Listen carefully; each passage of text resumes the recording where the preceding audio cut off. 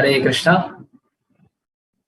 तो भगवान विराट पुरुष का वर्णन हो रहा है और कई सारे श्लोकों में वर्णन हुआ है।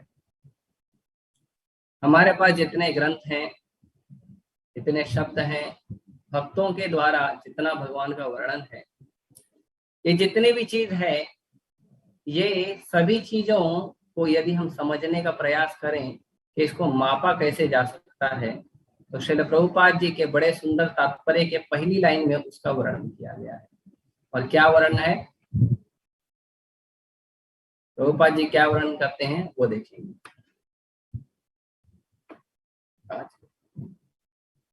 एक मिनट।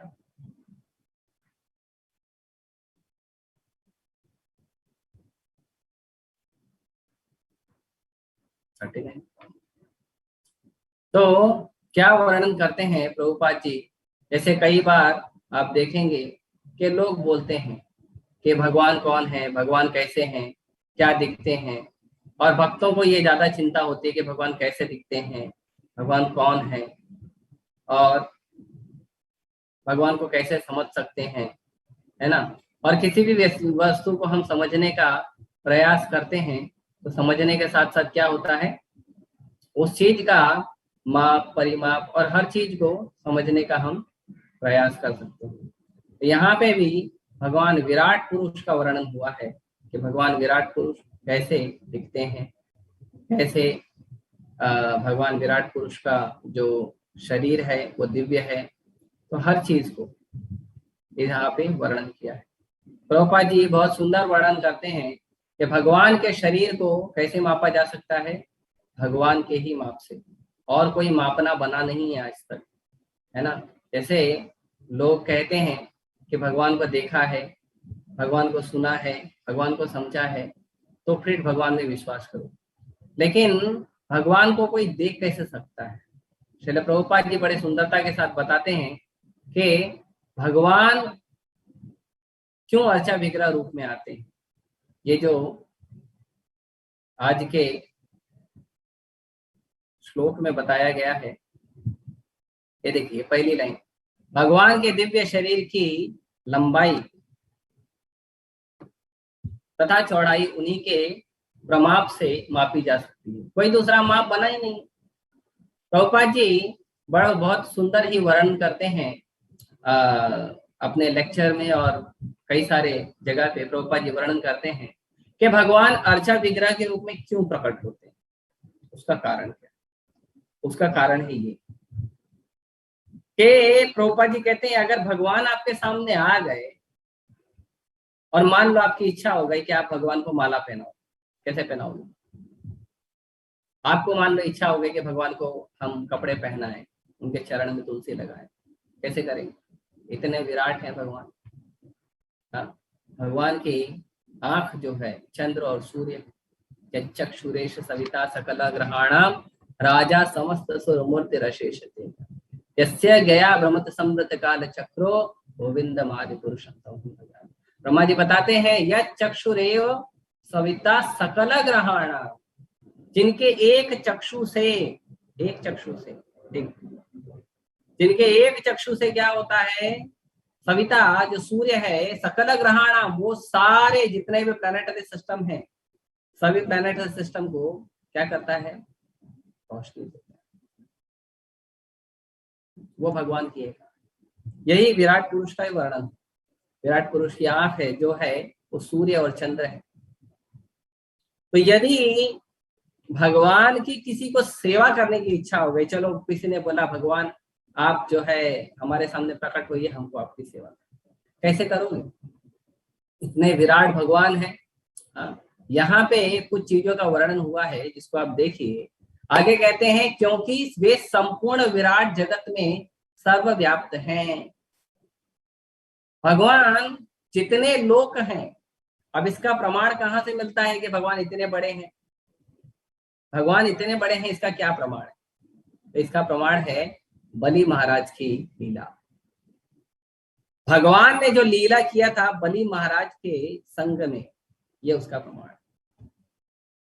हम लोग गए थे साउथ इंडिया में, तो वहां पे भगवान का बड़ा सुंदर त्रिविक्रम भगवान का बड़ा सुंदर मंदिर है, बहुत।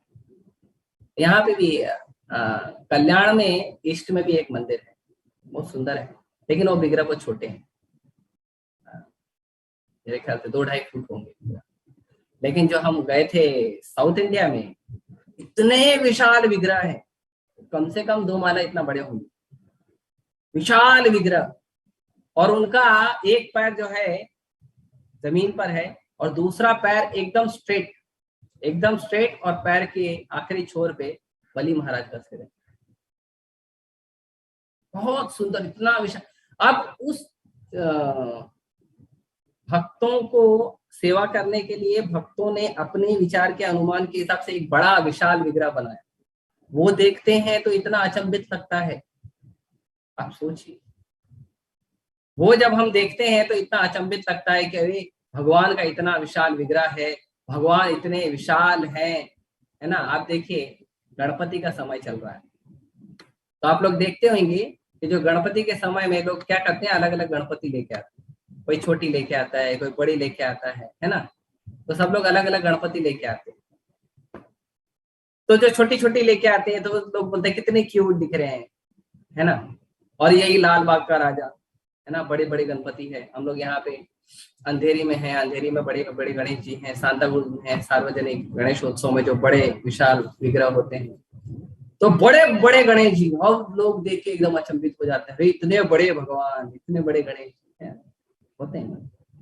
तो ये जो विराट भगवान का रूप है, ये तो रूप इतना बड़ा है कि इसमें उच्च लोक, मध्य लोक और निम्न लोक सब आ गए।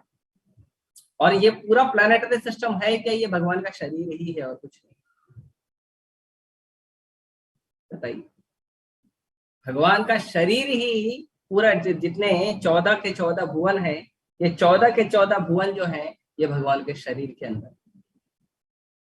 और उन 14 भुवनों में प्रकाश डालने की जरूरत है। जैसे हम प्रार्थना करते हैं, ओम अज्ञानतिमिरान्धस्य ज्ञानांजन शलाकया चक्षुरुन्मीलितं येन तस्मै श्री गुरुवे नमः, कि हमें अज्ञानता से बाहर निकाले। तो कोई कहेगा हम अज्ञानी थोड़ी है, हम तो पीएचडी किए हैं, हम तो मास्टर्स किए हैं कॉमर्स में, साइंस में, इंजीनियरिंग में, और क्या कहते हैं मेडिकल में, लॉ में, बहुत सारी जगह हमने पढ़ाई तो बहुत किया, इतना बड़ा बड़ा पूठा पढ़े। हालांकि इतना सारा बुक पढ़ते हैं, लेकिन वो भागवतम और भगवत गीता थोड़ा थोड़ा पढ़ नहीं सकते। अगर हम देखेंगे भागवत सप्ताह चल रहा है, ये भद्र पूर्णिमा का समय चल रहा है, आप जाके लोगों को प्रचार करिए कि कहिए आप भागवतम ले लीजिए, तो पूछेंगे कितना बड़ा है, तो उनको बोलते हैं हम एक बॉक्स है उसमें 18 पुस्तक, कौन पढ़ेगा, टेंशन आ जाता। लेकिन उनको पूछिए तुम्हारा बेटा जो इंजीनियरिंग कर रहा है, मेडिकल कर रहा है, या कॉमर्स का, साइंस का पढ़ाई कर रहा है, उसके एक सेमेस्टर की बुक कितनी है बताओ। और एक सब्जेक्ट के 3-3 बुक पढ़ते हैं लोग, टेक्स्ट बुक भी पढ़ते हैं, डाइजेस्ट बुक पढ़ते हैं, उसकी सीरीज आती है वो भी पढ़ते हैं, और उसके बाद अलग से नोट्स भी बनाते हैं जो टीचर ने क्वेश्चन बैंक दिया है उसके आधार पे। तो इतना पढ़ाई करते हैं सिर्फ एक सेमेस्टर, 6 महीने के बाद वो पूरी पुस्तक रद्दी हो जाती है। आप उसको बोलो 6 महीने के बाद पुस्तक रखे, रद्दी हो गई। वो 6 महीने की पढ़ाई करने के लिए लोग इतनी सारी पुस्तक पढ़ते हैं, और अपने पूरे जीवन को, अपने जीवन को, अपने माता पिता के जीवन को, अपने भाई बंधु के जीवन को, किसी ने शादी ब्याह किया है, पुत्र बच्चे हैं, तो अपने पुत्र पुत्रियों के जीवन को, सबके जीवन को उद्धार के लिए एक भागवतम नहीं खरीदते, एक भगवद्गीता नहीं खरीदते। ये परिस्थिति, इतने ज्यादा लोग भौतिक विचार से ग्रसित हो गए। तो भगवान का जो वर्णन है वो इन सब पुस्तकों में आता है। भगवान का वर्णन भगवान के द्वारा किया गया है। प्रभुपाद जी कहते हैं, Krishna speaks about himself in Bhagavad Gita. आज सुबह में लेक्चर सुन रहा था, उसमें प्रभुपाद जी कहते हैं कि भगवान अपने बारे में भगवद गीता में बता रहे हैं, भागवतम में भगवान अपने बारे में बताते हैं, भक्त भी भगवान के बारे में बताते हैं। तो ये सारा वर्णन होता है। ये जो विराट पुरुष है इनका वर्णन किया गया है। जो तीसरा स्कंद है, तीसरे स्कंद में बहुत सारी जगह भगवान विराट रूप का वर्णन किया है। भगवान की आंखें कैसी है, उसका मापदंड कैसे दिया गया है, भगवान की नाक कैसे है, कान कैसे हैं, भगवान देखना जब शुरू किए तो क्या प्रकट हुआ, सुनना जब शुरू किए तो क्या प्रकट हुआ, मुख जब खोले तो क्या प्रकट हुआ, भगवान की जीवा से क्या प्रकट हुआ। ये सृष्टि में जितनी चीजें हैं वो सभी चीजें भगवान हैं इसलिए, नहीं तो नहीं, भगवान है इसलिए। जैसे मान लो कोई बर्थडे सेलिब्रेट कर तो केक आता है ना, तो कोई आकर्षित चेरी से होता है, कोई उस पर लगे हुए सुंदर एप्पल के कटिंग से आकर्षित होता है, कोई उस पर लगे हुए अलग अलग फलों के कटिंग से आकर्षित होता है, कोई उस पर क्रीम से बना हुआ फूल से आकर्षित होता है। तो कुछ लोग कुछ अच्छा डिजाइन बनाते हैं, डिजाइन से नाम लिखते हैं, उससे आकर्षित होता है। लेकिन जो पूरा केक है, पूरा केक का साइज आप देखिए तो उसका भी सुंदरता एक अलग दिव्य होता है। तो जब हम ये तीसरा स्कंद पढ़ते हैं तो भगवान, हालांकि भगवान का एक सूर्य है, उससे ना जाने कितने लोग आकर्षित है, ना जाने कितने लोग सूर्य की उपासना करते हैं अपने रोग दोष ना जाने किन किन चीजों से दूर होने के लिए। भगवान के अलग अलग जो विविधताएं हैं भौतिक जगत में, जो दिशाएं हैं, ध्वनि है, स्वाद है, रंग है, रूप है, ये सारी विविधता कहाँ से आई? क्योंकि विराट पुरुष है इसलिए, क्योंकि विराट पुरुष है इसलिए। बहुत सुंदर सुंदर इसमें चीजें प्रभुपाद जी जोड़ी है, हम देखने का प्रयास करेंगे आगे। भौतिक प्रकृति की सुंदरता उनकी निजी सुंदरता के कारण है, फिर भी वे अपनी दिव्य विविधता को सिद्ध करने के लिए सदा भव्य वेश धारण करते हैं। इसमें बताया गया है कि जो भौतिक प्रकृति की सुंदरता है, वो भौतिक प्रकृति की सुंदरता कैसी है? वो सुंदरता है, वो सुंदरता है कैसी? वो है भगवान की सुंदरता के कारण, और किसी कारण नहीं। तो भगवान की सुंदरता के कारण ये भौतिक प्रकृति की सुंदरता है। और ठीक है, कोई कहेगा कि अगर भगवान की सुंदरता के कारण ये भौतिक प्रकृति की सुंदरता है, अगर ऐसा है तो भौतिक प्रकृति को हम समझेंगे कैसे? वो भी तब समझेंगे जब भगवान को समझेंगे, क्योंकि हम भगवान को जब तक नहीं समझेंगे तब तक भगवान की एनर्जी को कैसे समझेंगे? भगवान की एनर्जी को समझने के लिए भगवान को समझना अति आवश्यक है। इसीलिए बहुत सारे सालों से, युगों युगों से भौतिक संसार में जो वैज्ञानिक लोग हैं बहुत प्रयास कर रहे हैं प्रकृति को समझने का, पानी बनाने का प्रयास कर रहे हैं, ना जाने कब से बहुत प्रयास कर रहे हैं भौतिक प्रकृति को समझने का। अगर आप अच्छे से समझ गए हो भौतिक प्रकृति को, तो भौतिक प्रकृति में जो नई नई बीमारियां आ रही है उससे डील क्यों नहीं कर पा रहे? भौतिक प्रकृति में जो नए नए चैलेंजेस आ रहे हैं उनको क्यों नहीं डील कर पा रहे हो? क्योंकि आपने अभी तक भौतिक प्रकृति को नहीं समझा है।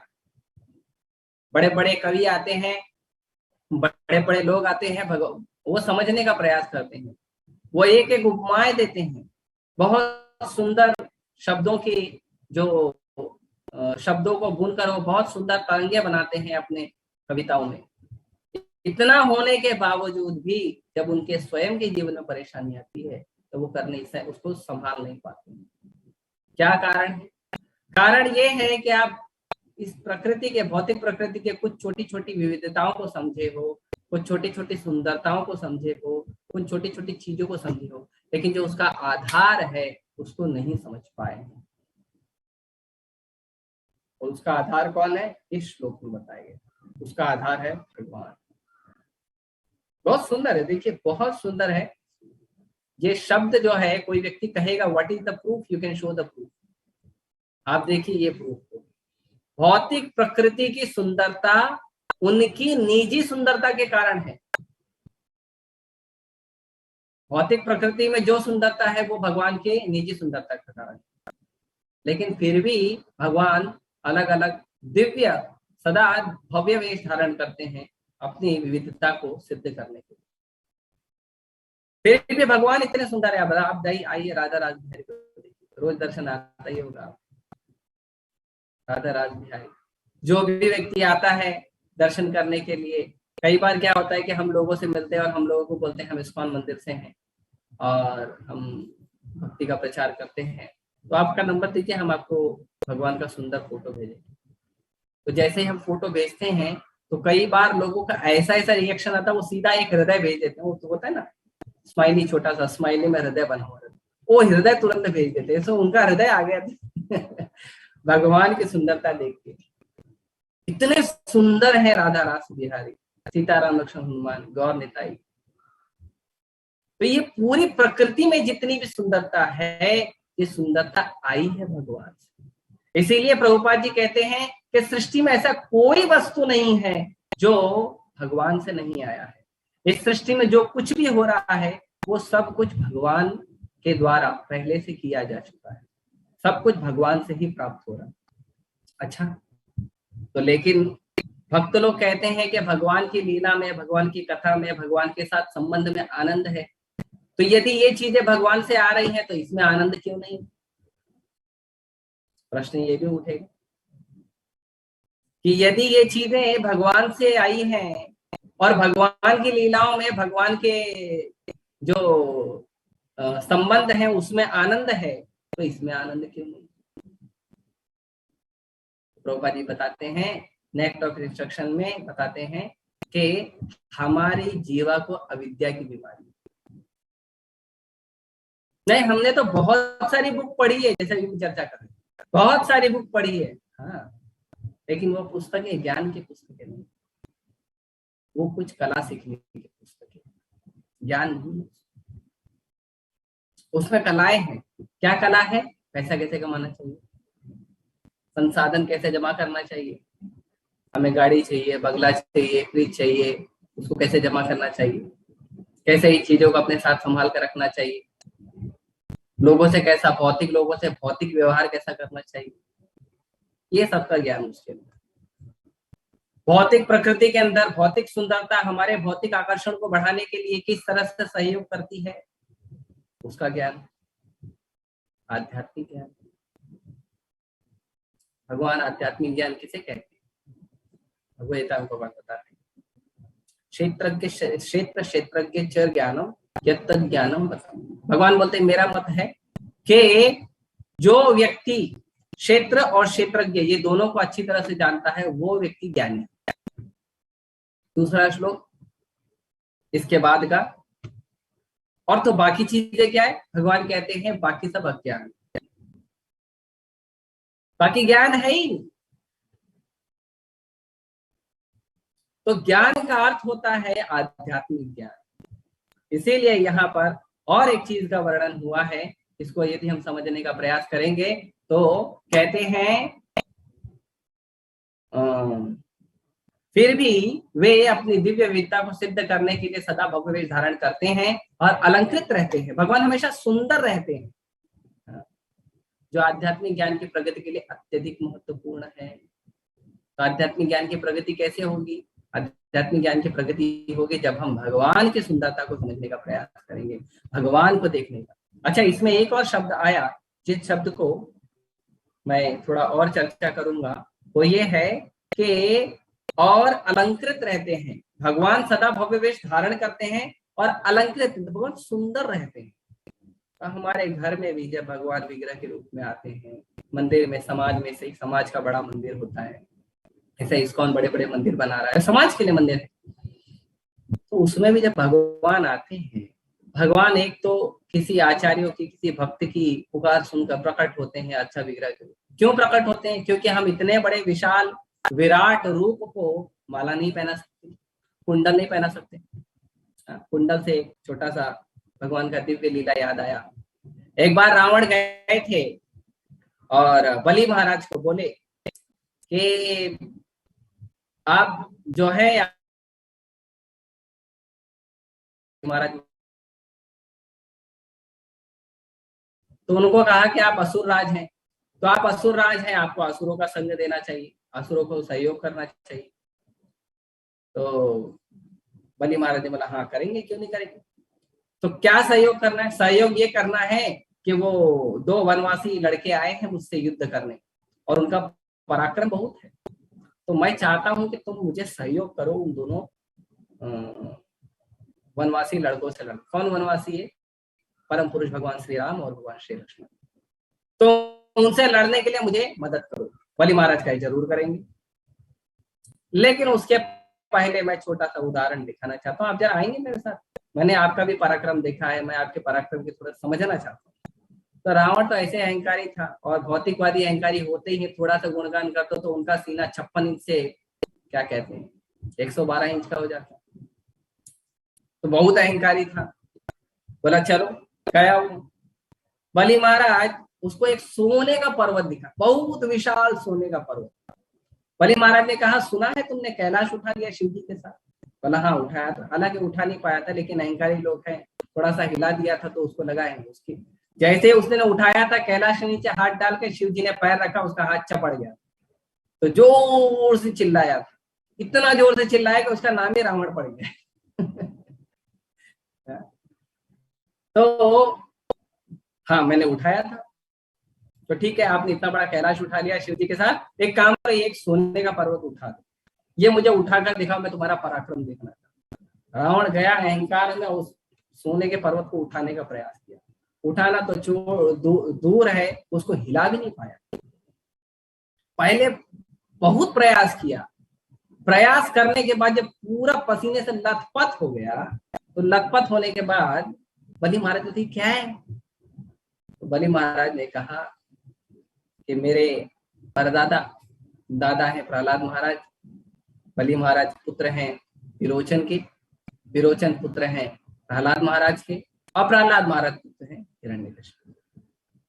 तो बलि महाराज ने कहा कि जो मेरे परदादा है असुर राज हिरण्यकशिपु, वह असुर राज हिरण्यकशिपु ने एक बार भगवान विष्णु से जो है दुश्मनी मोली, और भगवान विष्णु नरसिंह रूप में प्रकट हुए, उसको फाड़ दिए, खत्म कर दिए, मार दिए।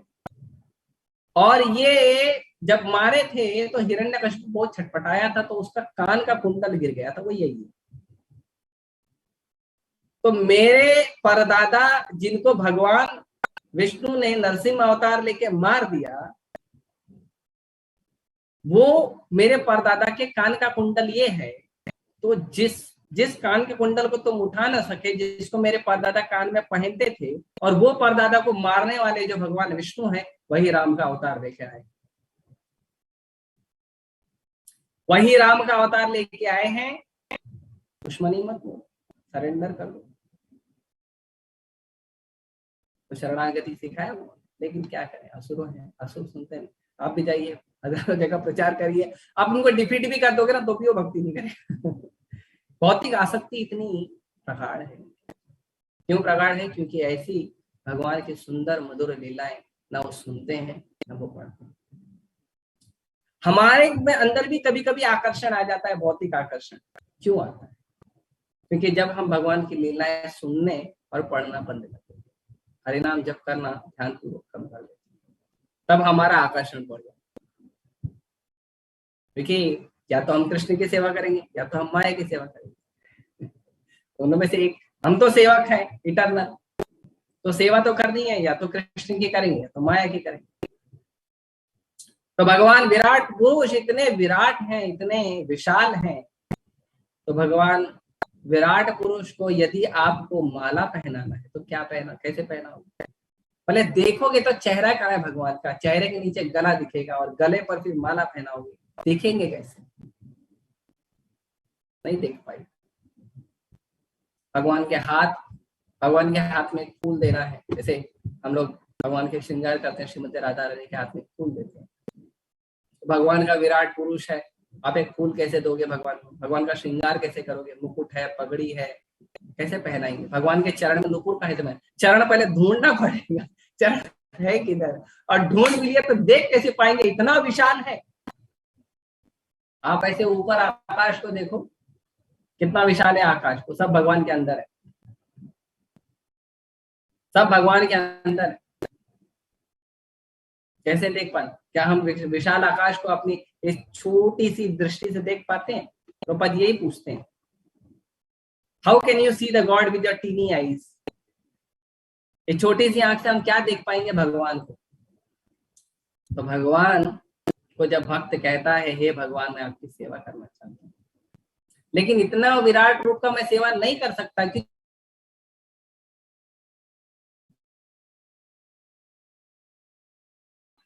भक्ति की। गोपाल भट्ट गोस्वामी भगवान की सेवा करना चाहते थे, तो भगवान श्री श्री राधा रमण देव जी प्रकट हो गए शालिग्राम से। ऐसे भगवान आ जाते। भगवान सनातन गोस्वामी से सेवा लेना चाहते थे, तो ब्राह्मण को सपने में दर्शन दिए, बोले मुझे सनातन को दे, सनातन के साथ रहना चाहते। सनातन गोस्वामी भगवान को सूखा रोटी खिला रहे,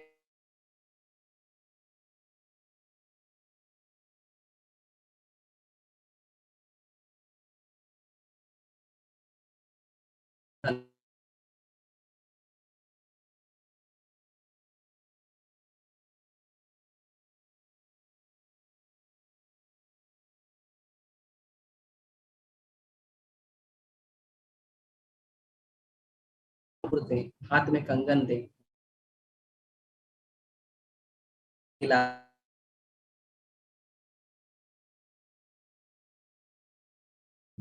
भगवान को भोग अर्पण करें। अभी मान लो हमको भोग लगाना, भगवान को भोग लगाना, भगवान विराट पुरुष में खड़े, किसको भोग लगा रहे?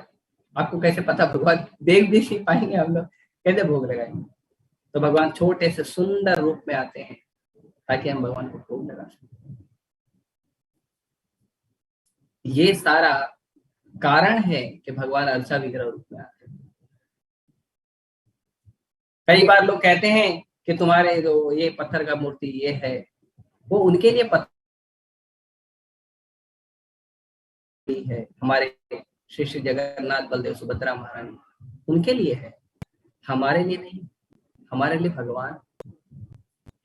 जैसे उदाहरण के तौर पे आप जाइए, कोई व्यक्ति देशभक्त है, वो देशभक्त व्यक्ति जब रास्ते पर चलता है तो रास्ते पर वो जब भगत सिंह की मूर्ति देखता है, जब वो इनके गांधी की मूर्ति देखता है, गांधी जी की मूर्ति देखता है, भगत सिंह की मूर्ति देखता है, लाल बहादुर शास्त्री की मूर्ति देखता है, चंद्रशेखर आजाद की मूर्ति देखता है, तो उस समय उसका जो क्या कहते हैं देशभक्ति का भाव है वो थोड़ा सा पंप उठता है। क्यों? अरे हम तो चल रहे हैं, हम तो देखते हैं, ठीक है एक आदमी था जिसने देश के लिए लड़ाई किया था, हम इतना चिंता नहीं करेंगे, या करते भी हैं, हमारे अंदर भी देशभक्ति है, भारत से हमारा हृदय जुड़ा हुआ है, लेकिन उनका ज्यादा होता है हमसे। लेकिन वो तो एक पत्थर है ना, नहीं भावना तो जुड़ी। क्यों? जब कोई व्यक्ति विदेश में रहता है, तो विदेश में रहता है, जब वो बहुत समय तक अपने घर पर नहीं आता है, तो या तो वीडियो कॉलिंग वगैरह कर लेता है। बाद में कोरोना काल में कई जगह पे इंटरनेट की सुविधा बंद करा दी गई थी, तो लोग फोटो को देखकर संतुष्ट होते हैं। क्यों? वो तो पेपर है, पेंट है, क्यों उससे संतुष्ट हो रहा है? वो थोड़ी आपका जो भी चहेता व्यक्ति है या माता है पिता है, वो थोड़ी है, वो तो पेपर है, पेंट है, उसको क्यों हृदय से लगा रहे हैं? नहीं, भावना जुड़ी। उसी प्रकार पूर्ण पुरुष भगवान के जो सुंदर विग्रह हैं, भक्तों की भावना जुड़ी होती है। वो पत्थर नहीं, वो मूर्ति नहीं, वो कृष्ण है, वो राधा रानी है, गौरताई है, सीताराम हनुमान है, जगन्नाथ बलदेव सुभद्रा है, नरसिम्हा देव है, प्रहलाद महाराज है, श्रील प्रभुपाद है, हमारी भावना जुड़ी। तो इसी कारण भगवान आते हैं धरती पे, और भगवान का ये अर्चा विग्रह अवतार कहा जाता है कि भगवान हम लोगों को सेवा देने के लिए, हम लोगों पे करुणा करने के लिए वो विराट रूप छोड़कर हम लोगों के लिए छोटा सा रूप बनाकर आए हैं और हमारी सेवा स्वीकार कर रहे हैं। हमें समझना चाहिए। और ये जो भौतिक विविधताएं हैं, भौतिक सुंदरताएं हैं, ये भगवान से आई। और इसी को हम एक्सप्लेन करते हैं जब हमारा एक सेशन होता है substance and shadow. Substance and shadow में हम डिस्कस करते हैं कि जो भी इस धरती पे होता है वो सब कहाँ से होता है? वो परम भगवान के दिव्य धाम में ऑलरेडी हो रहा है। तो वहां आनंद है, यहाँ आनंद क्यों नहीं है? क्योंकि वहां प्रेम है, यहाँ काम। क्योंकि वहां हम सब कुछ करते हैं केवल कृष्ण के लिए, केवल कृष्ण को केंद्र में रख के, और यहाँ व्यक्ति सब कुछ करता है केवल अपने आप को केंद्र में रख के। ईश्वर अहम अहम भोगी सिद्धो हम बलवान, वो अपने आप को समझता है। तो जब तक यदि हमें भौतिक जगत में भी आनंद में रहना है तो कृष्ण को केंद्र में रखिए। प्रभुपाद जी ने हमें यही सिखाया, इस्कॉन मंदिर की स्थापना इसलिए की, भक्तों को यही सिखाया, शास्त्रों से हम यही सीखते हैं, आचार्यों से यही सीखते हैं कि जीवन के केंद्र में यदि कृष्ण को रखेंगे तो हमारा प्रेम बनेगा, और जब प्रेम होगा तो आनंद अपने आप होगा। लेकिन यदि हम कृष्ण की सेवा नहीं करेंगे, कृष्ण से प्रेम नहीं करेंगे, तो वो काम होगा, और वो काम क्या करेगा, तो हमें कष्ट देगा। अपने इंद्र प्रीति वांछा तारा कहे काम, कृष्ण इंद्र प्रीति इच्छा धरे प्रेम नाम। भगवान श्री कृष्ण के सेवा करेंगे तो वो प्रेम होगा। और ये भगवान इतनी सारी विविधताएं, इतने सारे क्यों करते हैं, ये सारी विविधताएं, ये सारे सुंदर सुंदर रूप, ये उज्जवल प्रकाश, इतने सारे धाम है भारत में। वृंदावन धाम है, कृष्ण बलराम, थोड़ा सा बाजू में चले जाइए अयोध्या धाम है, महाराष्ट्र में भगवान पंढरपुर धाम लेकर आए हैं, उड़ीसा में भगवान जगन्नाथपुरी लेकर आए, बाजू में चले जाइए तो तिरुपति बालाजी हैं, रंगनाथ हैं, ऊपर चले जाइए बद्रीनाथ हैं, इतने धाम हैं। क्षमा कीजिए, कुछ द्वारकापुरी भी है, कुछ मैं धाम का नाम नहीं ले पाया तो क्षमा। तो इतने सारे धाम प्रकट किए, सब वैरायटी है। क्यों ये सारी वैरायटी है? पहली बात तो ये सब ओरिजिनल है, और इसी का डुप्लीकेट जो है धरती पे घूमता है। तो क्योंकि हमारी आसक्ति बहुत सारी वैरायटी से है, तो इसलिए कृष्ण वैरायटी देते हैं। कई बार लोग कहते हैं, अरे आप लोग बोर नहीं हो जाते हो वेजिटेरियन खाते खाते? तो उनको बताना पड़ता है कि वेजिटेरियन का मतलब वैरायटी है। नॉनवेज में क्या है? ओनली फ्लैश, और अलग अलग रूप है तो उसको अलग अलग समझ के खाते हैं लोग। लेकिन वेजिटेबल में ही वैरायटी, क्या क्या वैरायटी, इतने प्रकार के फल हैं, इतने प्रकार के फूल हैं, इतने प्रकार के पौधे हैं, इतने प्रकार की वनस्पतियां हैं, सो मेनी वैरायटीज। और जब आप कृष्ण भक्ति से जुड़ते हो तो और किसी फेस्टिवल में आते तो मिनिमम 56 भोग तो दर्शन करने का इच्छा होता है, ओनली 56 आइटम्स। और आप जब जन्माष्टमी में आते हैं, प्रभुपाद जी के प्राकट्य दिवस पे आते हैं, आज भक्ति चारू महाराज जी का प्राकट्य दिवस है, उसमें आते हैं, ऐसे किसी महाराज के वैष्णव के आविर्भाव तिरुभाव दिवस में आते हैं, तो आप देखते हैं कि वो 56 नहीं है, वो मल्टीप्लाई हो गया है 4-5 गुना, 102, 105, 1000, 2000। प्रभुपाद जी को अभी हम लोग जनरली प्रभुपाद जी आविर्भाव दिवस के दिन जनरली 1500-1600 आइटम चढ़ते, only vegetarian without onion garlic. तो ये सारी विविधता कहाँ से आई है? कृष्ण से आई है। और ये हमारे आध्यात्मिक ज्ञान, आध्यात्मिक बल, आध्यात्मिक कृपा जो भगवान से और हमारे आचार्यों से आती है, उसको बढ़ाने में सहायता करती है। तो ये बहुत सुंदर श्लोक है, और इसके तात्पर्य की एक एक लाइन जो है वो हमारे जीवन को और अच्छा बनाने के लिए, और मधुर बनाने के लिए, हमारी भक्ति को और बढ़ाने के लिए बहुत ही सहायक है। इसे हमें समझना चाहिए, इसीलिए प्रभुपाद जी के शास्त्रों को पढ़ना चाहिए। प्रभुपाद जी ने जो शास्त्र दिए हैं बहुत मधुर है। जो लोग रोज भागवतम सुनते हैं उन्हें पता चलेगा इतना शक्तिशाली है, सुदृढ़ भी है, आनंद में भी है, मधुर भी है, सुंदर भी है। और क्या चाहिए जीवन में? और किसी चीज की जरूरत ही नहीं, मुझे तो नहीं लगता। और किसी को लगता होगा तो ठीक है, प्रयास कर सकते हैं, पर मुझे नहीं लगता और किसी चीज। और भौतिक चीजों के प्रति आकर्षण ही नहीं होगा, बिल्कुल आकर्षण नहीं होगा। एक बार मैं अंधेरी में एक जगह लेक्चर, जगदेव प्रभु ने भेजा था लेक्चर देने के लिए, तो वहां पे करीबन 55-60 लोग थे, लेक्चर सुन रहे थे। तो मैंने उनमें सबको पूछा, आप लोग न्यूज़पेपर पढ़ते हैं? एक व्यक्ति ने हाथ उठाया। 60 लोगों, सब भक्त लोग हैं या संडे प्रोग्राम में। मैंने बोला अच्छा आप रोज पेपर पढ़ते हैं? नहीं, हफ्ते में एक दिन टाइम्स ऑफ इंडिया पढ़ना। बताइए कौन आकर्षित होगा? ये भौतिक जो चीजें हैं जिसमें न रस है न कुछ है, मान बैठे हैं उसके अंदर आनंद है, और मान बैठे के हिसाब से आनंद लेने का प्रयास करें। कौन देखेगा? और ये जो रोज रोज भागवतम क्लास होता है, भगवद गीता क्लास होता है, चैतन्य चैतन्य क्लास होता है, अलग अलग प्रकार के भक्त है, सब भक्तों का अपना भाव है, सब भक्तों की अपनी शैली है, इतनी वैरायटी है। ये सारी वैरायटी सुनने के बाद बिल्कुल आकर्षण नहीं है। कोई गलती से न्यूज चैनल चालू भी कर देता तो मुझको बोलते बंद कर, परेशान कर रहा है। 2-3 घंटे का एपिसोड लोग पूरे दिन भर में 2-3 घंटे के एपिसोड जो है वो लोग रिकॉर्ड करते हैं और 24 घंटा चलाते हैं। एक एक एपिसोड 3-3 4-4 बार आता है, बताइए क्या वैरायटी हो गया। They don't have any variety, but in spiritual life आप देखिए भगवान के धाम से अनलिमिटेड वैरायटी आती है। चाहे आप वृंदावन की बात करो, चाहे आप अयोध्या की बात करो, जगन्नाथपुरी की बात करो, द्वारकापुरी की बात करो, रामेश्वरम की बात करो, जो साउथ में मंदिर है उनकी बात करो, तिरुपति बालाजी रंगनाथ की बात करो, पंढरपुर की बात, अनंत लीलाएं हैं।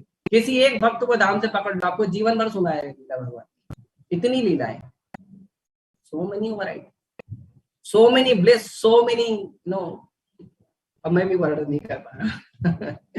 तो इतनी सारी चीजें, तो इन चीजों को हमें समझना चाहिए, सीखना चाहिए, भगवान का नाम जप करिए और भागवतम पढ़ना चाहिए।